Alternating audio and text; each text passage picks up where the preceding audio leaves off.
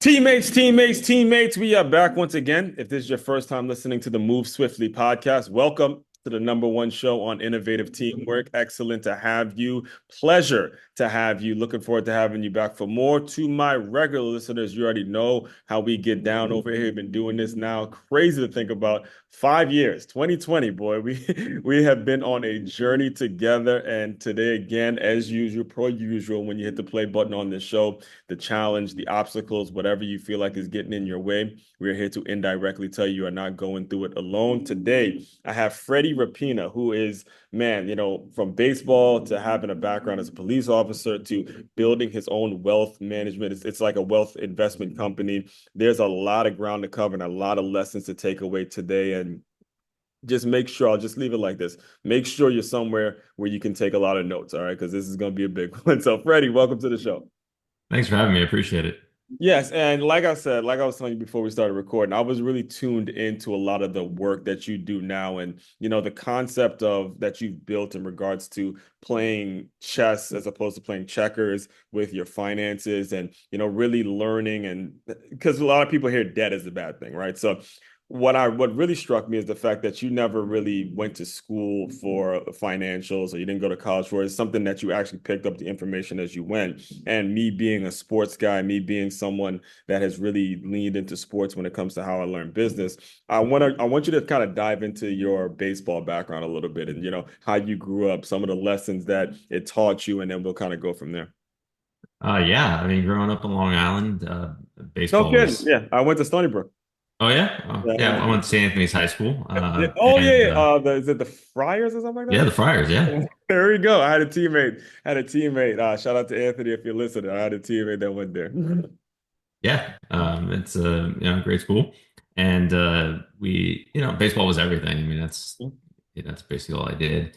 And I definitely would say it was a big precursor to what was going to come, right? You're playing a sport where if you fail 7 out of 10 times, All you're right. doing great. So, that really built over very well. And I was undersized. I was about 5'7", 140 pounds, Right. and was able to work real hard and be able to play in college at a small D2 school in Belmont Abbey in North Carolina. So that was, a goal of mine was to be able to make it to that level, and I did. And but it was, through hard work, right? And now my son plays, and he's going through. It's like living all over again that process of Right. failure and success. So he's 13, and that's where I am a good portion of my time. It's either here in my office or on the On the baseball field. baseball diamond, right. Now, when you were in college, though, and the one thing I remember, speaking of Stony Brook, that I had to accept was, look, I'm not going to be good enough to play in the NFL. All right, I'm going to have to figure something to figure something out in regards to what I'm going to be doing with my time. And what school was it in Carolina? I'm just kind of curious. It's called Belmont Abbey College, Okay, the so D2 school in Charlotte.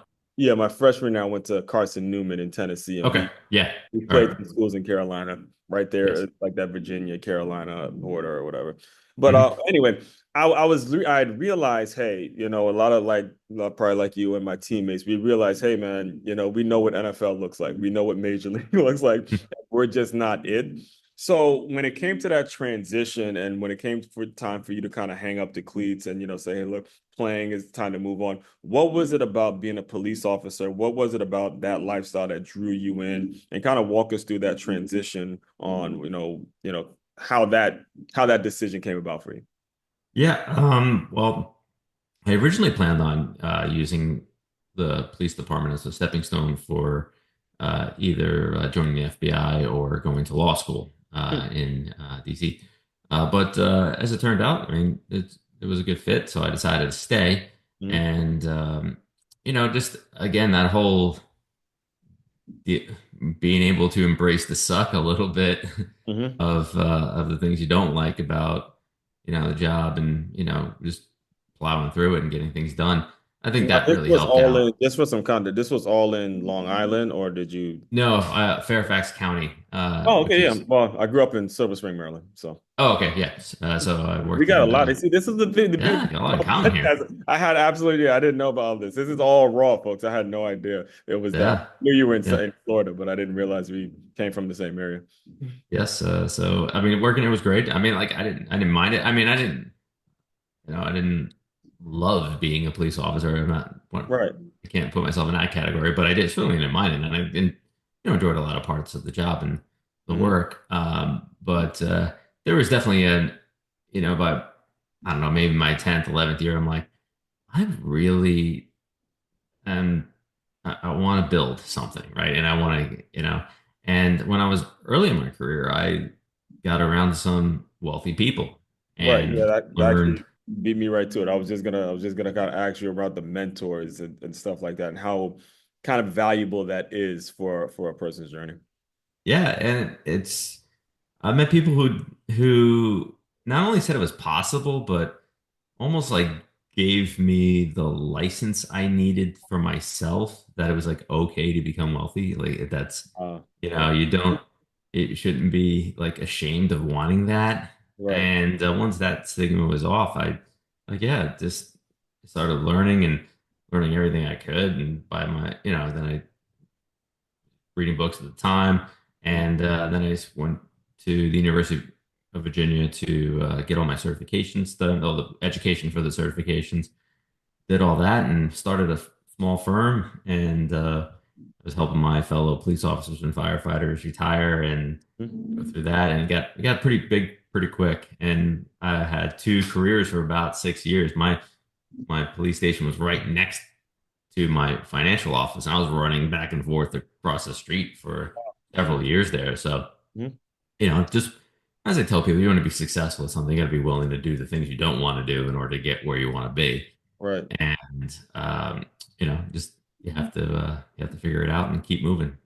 So what were some of the things that you were helping your colleagues do? Because you're 100% right. I agree with that. When it's, you have a full-time job and then you kind of that entrepreneurial bug hits you. And trust me, I grew up in the DMV, hits a lot of you folks out there. I know the entrepreneurial bug will hit you, and very few people actually follow up with it when they start to see the hours and the fact that you're going to have to be basically working two full-time jobs. Mm. But like you mentioned, you were seeing a connection between what you're learning in the financial world and some of your fellow colleagues, the police officers, the firefighters, and the people who maybe, if you look at it, if you kind of look at it, you look at those jobs and like, I have a guaranteed 401k, I'm good for life, I'm set. What were some of the things that you were helping them realize that they didn't realize before, they started working with you? Just taking advantage of their opportunities, I would say, are the biggest things. And everybody has advantages. You just have to figure out what they are Right, and maximize them. So that was probably the core of the business. There was like, okay, we have these benefits, we have these, these good things that some other people don't have. right, And how do we maximize this? And how do we make sure that, my goal for them was, I want you to retire when you want to retire. right, And so, and it worked out very well. I still have great support there, and the guys are great, and I'm so thankful that they entrusted right, me and my colleagues up right. there, Marie Canterbury. I want to make sure I give a shout out to her, Yes, and got to give you shout outs. Got to give you shout outs. yeah, and just build it up and do a good job and treat everybody well, no matter how little or how much they have. Yes. Now, the benefits, we're going to have to park there for a while because what you just mentioned about people having benefits that we don't even realize, that's something I myself had to learn the hard way. I come from a fitness background where I moved to South Florida and I took two part-time jobs, no benefits. Mm. I had to figure it out. But now I teach. And I completely know the difference between having a job that you may have insurance policies, you may just have something that happens in case something goes wrong. So when you talk about the benefits or the advantages that everybody has available to them, can you elaborate a little bit on maybe some of the things that people have that they don't realize they have available to them, and how they can potentially invest that into something that is like a reoccurring investment for them? Well, think about it this way: if you have a like if you're in a steady field like I was, right? Hmm. You know, police officers don't get laid off. Just, it's not like, oh, we're Right, cutting, because there's an academy, there's a, you right? can always. Well, you just want to hear like you're cutting 1,000 police officers. It just like this Right, just doesn't happen, right? So, right, or firefighters or teachers, or those right. those public service jobs are pretty stable. So Hmm. your advantage is you have a stable income. Yeah, So regular. you have a little bit more leverage if you want to become an entrepreneur. You Hmm. have you have the access to do things, to take risks that if you just quit your job and just tried it, like, I'm going to be an entrepreneur, I'm going to quit everything and Hmm. just do that. Like, oh goodness, like you have a lot more Gotta risk, eat what you right? kill. Gotta eat what you kill. It's that So, thing for so everybody. yeah, so it whether how month to month how successful the firm was, Hmm. it didn't matter. Like as far as like my kids were still going to eat, right? So it was, Right, you had um, that regular track, right? And just not to cut you off, but I want to make sure I'm making this point for the listeners as well. There was a level of responsibility that came with every check. He's not taking his check and go run into the mall and go run to the car dealership or go running to I don't know, wherever it is you run to and blow all your money in a place where you're not getting the money back. There was a responsibility to say, hey, certain things have to be put away or certain things have to be invested in order to get it back. There was research there. There was, again, not taking your regular check every 2 weeks and just, shoving it off. So, yeah, being you got to have the goal, right? And you got to be willing to do the things to be able to achieve that goal. That is number one, right? So if for me it was reinvesting in the business, reinvesting the money the business was making back into the business, growing that up because I'm like, hey, I still have my police salary. It's you know, and my wife has her job, so it's like mhm. this is I can take a little more risk and reinvest and do some things.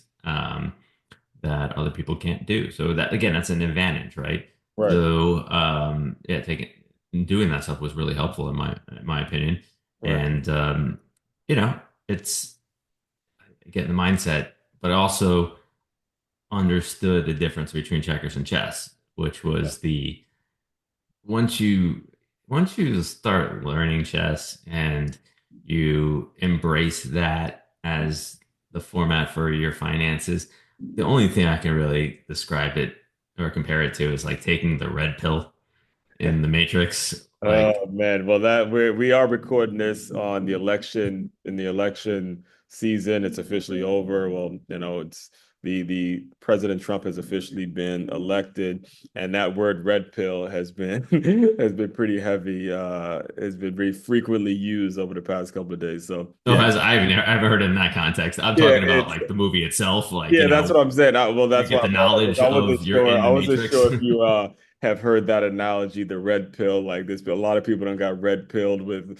Democrats, Republicans, all that kind of Oh stuff. no, no, I'm not referring it in that regard at all. Yeah, but I mean, based on the way you're using it, it's kind of like so because you're learning something new. And I'm not here to tell you what side or who you've on. We're not going to ask you that, but it's a matter of, like you said, now instead of playing checkers, I'm playing chess just because my mind is a little more open to information, a little more open to how I'm going to structure my finances, what money, where am I going to put this here, where am I going to put that here, all that stuff. So yeah, go into it because you already kind of. I was planning on talking about it, but you already started. Yeah, so but I don't say checkers is wrong. So Mhm. I just say it is. It's It's checkers, checkers, yeah. and It's that's not wrong. It's just it is. most It is. people are kind of force fed, or just it's just constantly what you hear is this checkers, checkers. Hmm. The saving and the you know long term, saving for some distant future that may or may not happen. Yeah. Sometimes I call it the golden wheelchair plan. Um, I and heard, but you I heard can be that's what you said to happy. me. No, I You, was listening to you before. I was laughing when I heard you say that in a previous show. yeah, I mean, it's just it, you can be happy playing checkers. I Mhm. mean, it's fine if that's what you want. Yeah. Just don't believe for a second that you're going to be able to achieve what a chess player is going to be able to achieve. You're not playing the same game. Like I'm a baseball guy, right? Yeah. And there's another sport out there that involves a bat. It's different. A ball, smaller, in a field called cricket. Yeah. And, but you can't get to the major leagues playing cricket. No. It's not the same game, even though it has some of the same Hmm. elements to it. Not Right. the same. So, yeah, so I feel like that's where in finance is like this Mhm. checkers mentality of, what I call middle class finance, and but then there's chess, which is a totally different game, a totally different set of rules. And I just want people to understand that there are two games, and I want people to choose whether or not they want to play the checkers game or play the chess game. Now, if you're going to play checkers, I want you to play checkers well. Nothing sucks more than being a bad checkers player. Yeah. You will get your butt whooped by capitalism. Yes. Um, but if you are looking to switch over to chess, don't believe that you shouldn't, Hmm. right? So like there's this almost this paternalism element to finance where it's like, oh, chess would be too hard for you. Hmm. It's too risky for you. Right. Wealth building would be too hard for you. Leave it to the adults, and you just, Or the core, like the professionals, the one that went to school for it and all that, right? Or just right. It is, or just people that are playing the game. Um, so it's really just what people want. So Mhm. I just wanted it. I had something to say there. I'm like, no, we're gonna teach people that there are two games. Which one do you want to play? Right. Whichever one you're gonna play, let's play it well. So, aside from my own books, the most mentioned book on this show has been Rich Dad Poor Dad, Robert Hmm? Kiyosaki. And the lady before you that I interviewed, she met him before he put the book out. And whenever I am working with someone and talking, actually, I was listening to you before too on a previous show when if I bring up Robert Kiyosaki, one of the things that I believe gets mentioned is that he needs debt, like he likes debt or something to that effect. And you had mentioned that on a previous show where debt, and most of the time people look at debt as a bad thing. Can you Hmm? clarify a little bit on what you mean when, or how people should be looking at debt as a positive way or as something that is allowing their money to work for them? Sure. If you're gonna play checkers, if you choose to play that game and play it well, you want to be out of debt. You Right. want to have no debt. Um, But if you are, and like I said, just understand that you will likely not become wealthy doing that. Right. And Uh, not to cut you off there, but also, and I'll just kind of give you some context because I was raised in a home where my father was the type of father that would not want me to take out any loans. Like mhm, he was that person who was like, don't take out any loans, don't owe anyone anything. I do believe that as much as I love him, I do believe he was more on the checker side than chess player. yeah, and Yeah, and, there's and nothing wrong that with it. I mean, obviously sent two kids to college, great home in Silver Spring, Maryland. There's nothing wrong with it. Just again, nothing wrong with what it. it is. So Yeah, nothing wrong with it. It's just that there's like a natural limitation to yeah, checkers. right, And like I said, if you want to play checkers, you want to stay out of debt. If you want to play chess, right. you probably you want to get into like as much debt as you possibly can. Yeah, when you said that, I was like, I was like, okay, because you were teaching me something like you said as much debt as possible. Please explain Yes, when it. I Not say the as wrong. much that is possible, Right. I'm talking about not over as much that without over leveraging, Yeah, without. without building a house of cards, Hmm. right? So, and that's going to be different for individual people. There's like debt capacity, which just means like the amount of debt you could um, realistically have. And then there's debt tolerance, which is of that debt capacity. How much are you willing to, you know, to Exactly. uh, Right. to use? But debt, it's like fire. If you use it correctly, heat your house, cooks your food, um, it can do great things. If you have a campfire, it's great. If you let it get out of control and let it do whatever it wants to do, it's burning absolutely everything to the ground, right? So, how you use it is more important. And when I'm using debt in this context, just so your listeners understand, I don't mean like running your credit card up at Walmart or Right. Yeah. What do you when you say debt? Like, kind of clarifying what you mean when you say debt in yeah. the. So debt in this context would be using leverage to purchase cash flowing assets, such as real estate, such as businesses, things that is going to create more income for yourself. Because in Mhm. my opinion, investments don't make you rich; income makes you rich, Mhm. right? Income is what I use to pay for my son's. travel baseball stuff and my daughter's competitive cheerleading things. It's not my investments. I don't walk up to to somebody with my statement, and that's how my son's able to do all this stuff, or my daughter for that matter. Hmm. It's so if you're using debt correctly to create more wealth, you're using it well, right?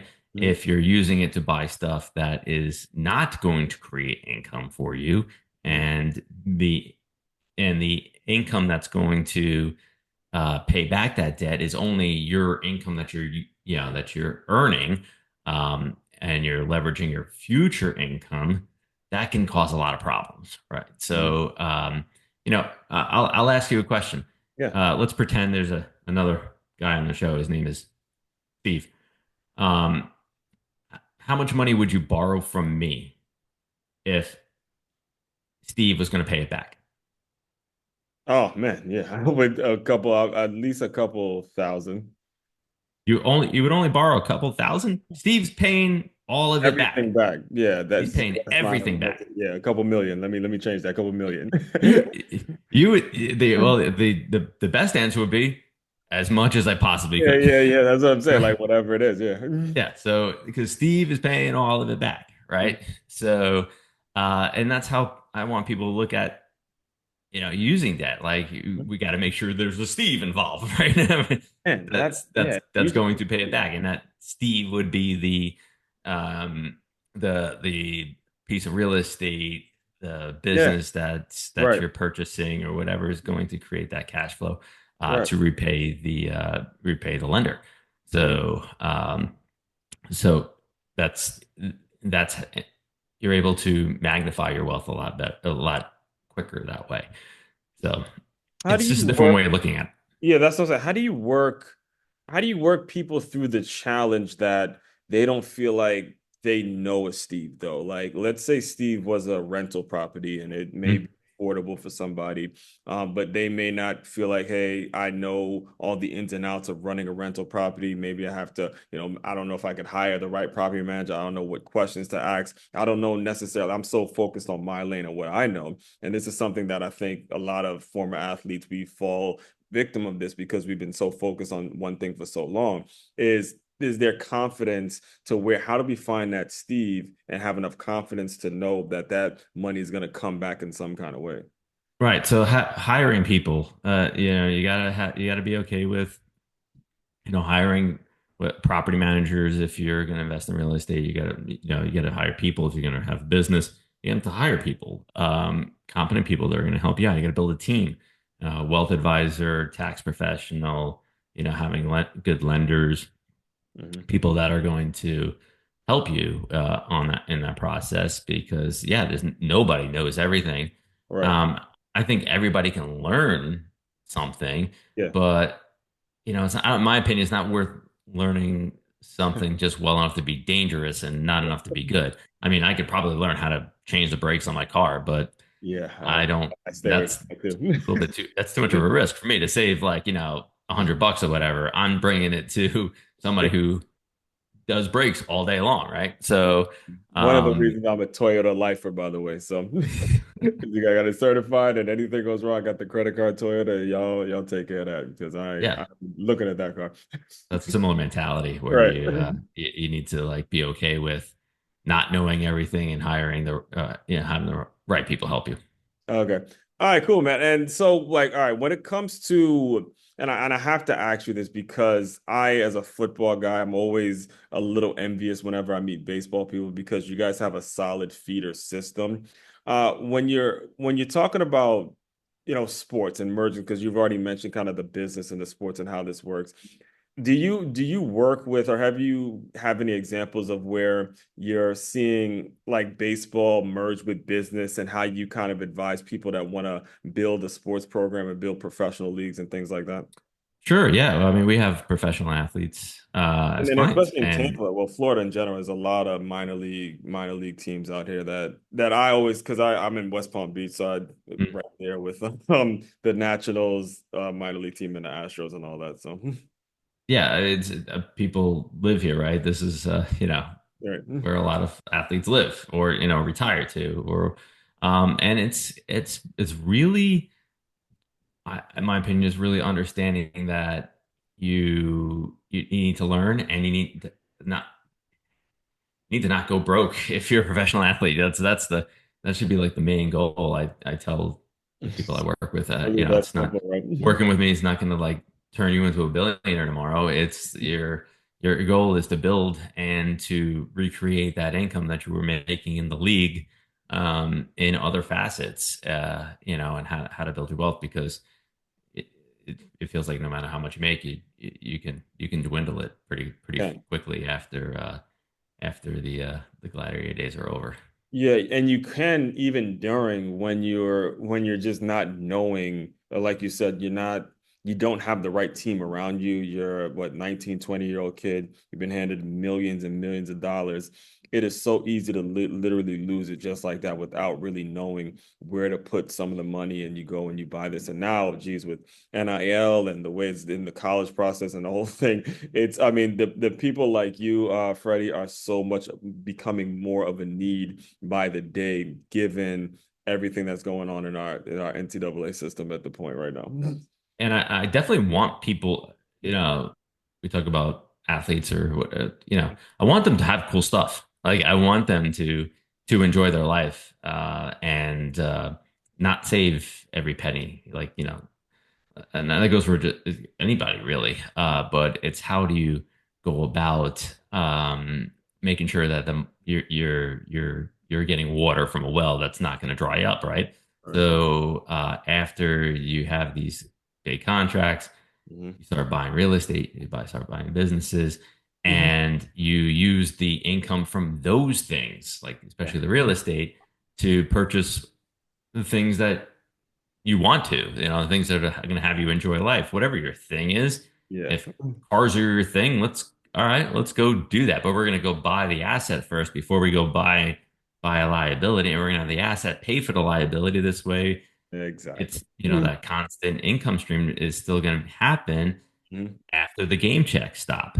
So it's really about having people understand that that's the way you do it, and you may have to wait a little bit, but you Yep. don't have to wait forever. It's not like this far off thing. As long as you're okay with not having all of it right at the moment, and not having 20 things. If have a thing or two, that's fine.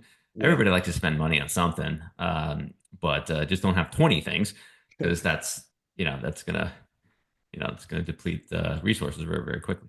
Yeah, and I always use the example of George Foreman. A lot of people don't know, but that grill to this day, if I'm not, unless something has changed since maybe about a year ago, but he has been like the athlete that has made the most money off a product, and it was the George Foreman grill. And it was, if you really do the research, it was something that he had just signed, a little grill deal that he signed, and it turned into some massive, massive income for him. So a lot of things you never know what the thing is going to be that can create income. The bottom line is making sure it's creating the income and you're pulling it from there, not just pulling it because someone gave it to you, but it's already going here. The income's coming. Now I'm pulling it from there. Like you mentioned, it goes to, it could be, paying for your son's baseball stuff, for your daughter's cheer thing. It could be for you. It could be going on vacation, whatever Mhm. it may be, but pull it from the income element that you've already invested in. And I love how you say, saving doesn't really help you. It'll help you maybe get a nice wheelchair, later on in life. But by investing it, you can pull from it, and you'll have the security you need. And that's If really, we're gonna play yeah. chess, Hmm. the reason why we save money is because lenders love it. Yes, sir. That is the key to saving money, in my opinion, in good accounts, good growth, all that stuff. Right. But it's when you can take your statement Uh-huh. and just plop it onto the lender's desk and say, I want to purchase this piece of real estate somewhere, but I don't want to use my money. I'll take some of it for the down payment, but I don't want to use my money. I want to use your money. Go back into that vault there and pull out some money, and it's kind of like being a partner in a deal where Hmm. they're getting the interest. But remember, Steve is paying the interest, right? Yeah. Um, and and I'm going to get all the appreciation on the property. You're not going to get. We're not 50-50 partners in that. I'm getting 100% of that, and Right. I'm also going to get 100% of the depreciation Hmm. tax write-offs. You're not going to get any of that. Oh, and by the way, I'm going to be able to depreciate your money, whatever the loan amount is. Right. So it is the game's set up very, very well. Right. The United States is set up so you can become wealthy.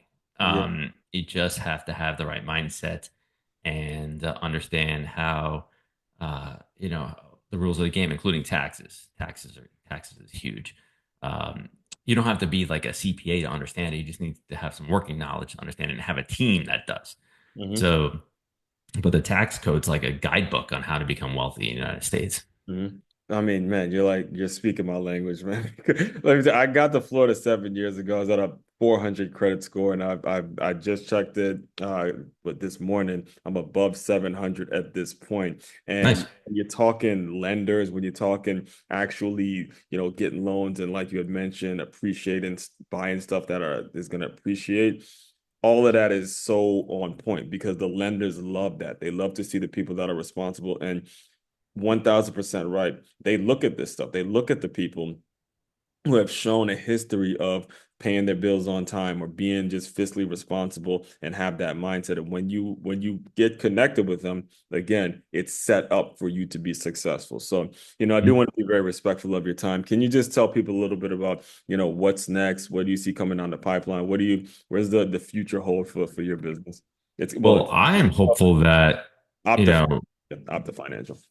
Want to make yes. sure I mentioned Thank you. Yes, the it. firm's called Opta Financial. Opta I'm Financial. hoping that people, that, again, my goal is to get the message out there, right, and have people understand that that chess is another game and it is possible.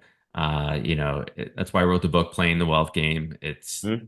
the goal of that book is for people to understand whether they are a checkers player or a chess player, and whether they want to switch. But also, by the end of the book, no one should be screaming at the moon anymore. Why do the rich keep getting richer and other people? It's because you're not playing the same game, Yeah, right? So, if that's and clarity. it's a scalable thing, right? So I played college baseball. I did not play in the major leagues, but the game was the same. Same. The scale was different, the expectations were different, but it was the same game.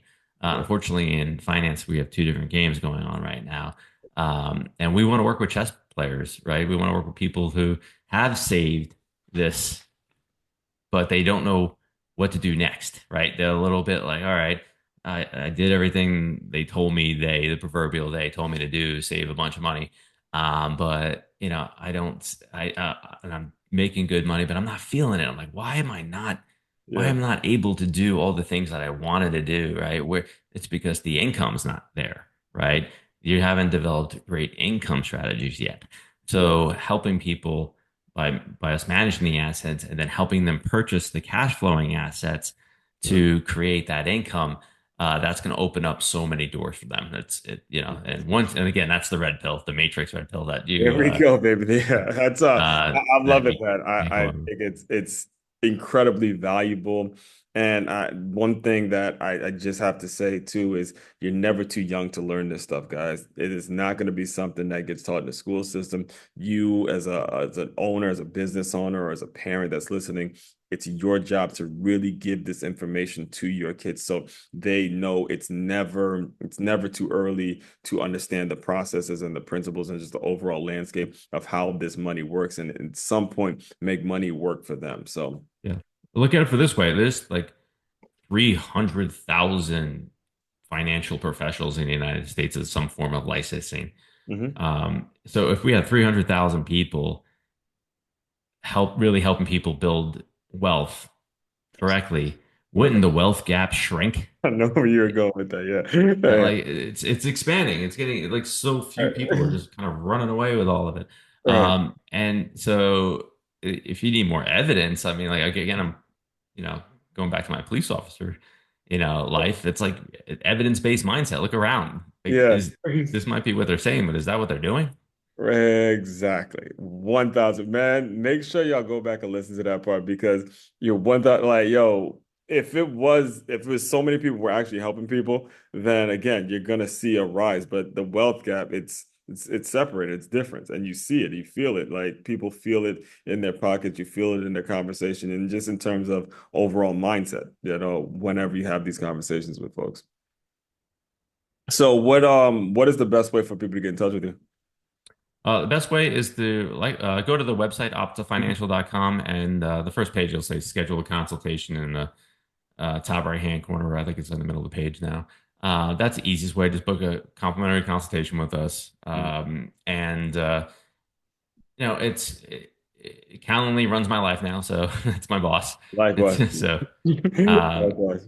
and it's there's no judgments or anything like that. It's just, hey, going over what do you want? What do you want out of this? And whether or not you want to play checkers or chess. And people, if they want to read the book or listen to the book, it's on Audible before even contacting us. That's Playing the Wealth Game. It's on Amazon. So people can do that too if they want to learn a little bit more about me. Okay, and we'll include that in the show notes as well. So, Freddie, the final thing I do to close out all the shows is want you to use your imagination a little bit. You're back in the D2, name the school again. You're back, D2 baseball player. You just Mhm. graduated. Your eligibility's up. You got to figure it out. Pretend that that version of Freddie has come into the Zoom room. Give him some words of encouragement, and we will officially close. Yeah, just start as early as possible. Like just start doing things.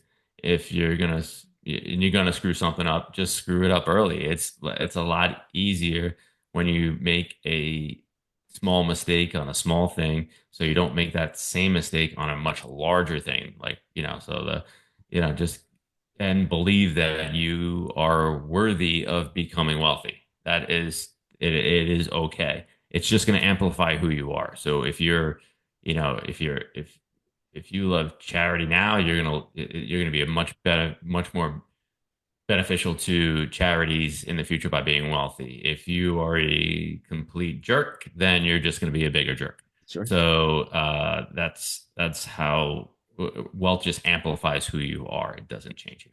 Does not change. That's it. All right. So, all as promised to you, listeners, you get gems again, whatever it is you're going through, whatever the challenges, whatever the obstacle is, again, here to help you through it.